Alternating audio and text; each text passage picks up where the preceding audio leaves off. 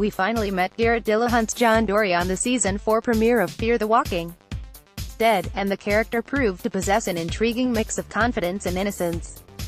A former trick shooter, John can handle his weapon of choice with ease. But the character also has a disarming charm and friendliness about him. A year of solitude has left him craving human company. Apparently, it has also left him with a massive stash of candy. He spoke to Dillahunt, veteran of Deadwood and Raising Hope, among others, to get the inside on John Dorie, a guy who'd rather shoot off a smile than a bullet, but is willing to do either if called upon.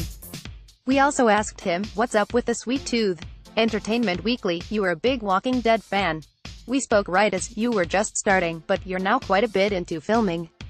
What has the experience been like being on the show? Garret Dillahunt, I knew I was gonna like it. I liked this character. I had already kind of liked the world, and I wanted to play in it. But I confess, I like it so much more than I expected. I really hate not being on set. I really look forward to each new script as it comes out.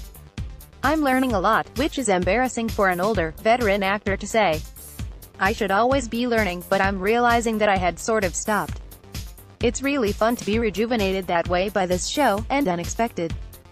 Tell me what you make about John Dorie, because we start off the first minute with him telling a story about a woman who showed up at his door. And then we find out about Laura and her identical pistol.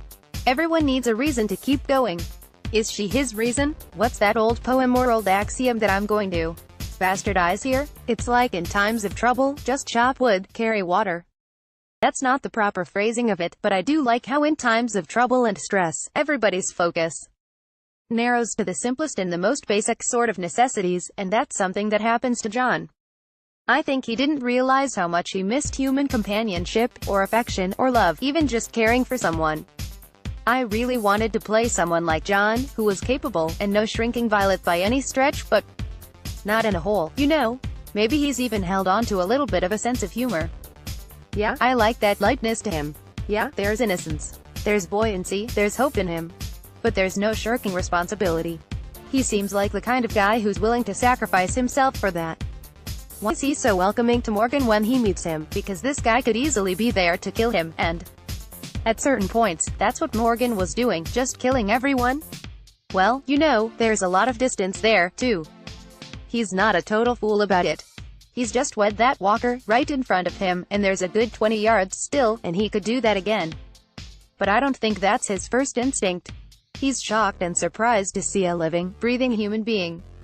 He hasn't had a chance to speak to one in roughly a year, and I think he's just so thrilled by that prospect that he just is like, hey, come sit for a while. Please don't make me shoot you in the hand, or whatever. I think he's a good judge of character. Is it also what you just alluded to, that he's so quietly confident in his own abilities that it allows him to be welcoming because he knows, as you just said, hey, I'm a pretty good shot. I can take this guy out if I need to. I think that's there. That's what I'm playing, and just because you're a nice guy doesn't mean you're a pushover or have to be vulnerable. But he doesn't jump to the worst conclusion. You know, that guy was about to kill that walker. Maybe he was trying to save me. You know, hey, buddy. Geez, come on in. Have you seen my girl? It's important, like he's got some information I might need. You don't just kill everybody. He hasn't really been threatened a lot. If he hasn't seen people in a year, then it's not like he's constantly fighting off the bad guys. He doesn't necessarily have a reason to assume that he's about to be in trouble. What's up with him and the candy he keeps offering everyone? Yeah, he's got a sweet tooth, doesn't he? I was nervous about that at first. I was just like, how are his teeth not rotting out of his head? They do have me brushing my teeth in some episodes coming up, which I appreciate. But it's just a thing about him. I've grown to kind of like it, you know. It gives him some pleasure. I think it speaks to the childlike quality of him. It's funny, I think I'm one of the older cast members, but I'm definitely the least mature on set, so I don't know if Scott M. Gimples just noticed that, and new showrunners Ian Goldberg and Andrew Chambliss have written it in. I really like the exchange near the very end where Morgan says, I don't kill, and you say, I don't kill either. At least I try not to. Does that sort of sum up his approach to the apocalypse, like, I'll try to do the right thing, but I'm prepared to also do what needs to be done? I think that's exactly it. I kind of think that's what most people would do. You'd be a little prepared for the worst, but not necessarily assuming the worst. And his life before this, it'll become clear why he is that way. He's got other clothes. He's not just a cowboy.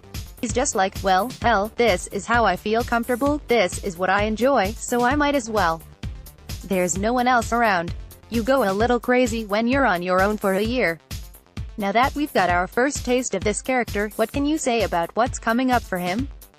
He and Morgan and Althea have just met some of the old guard in a pretty tense situation. Well, we're about to meet the A-Team, aren't we? We're about to meet the Clarks. And I think, just like John and Morgan and everyone else, we're a little shocked by this feral group.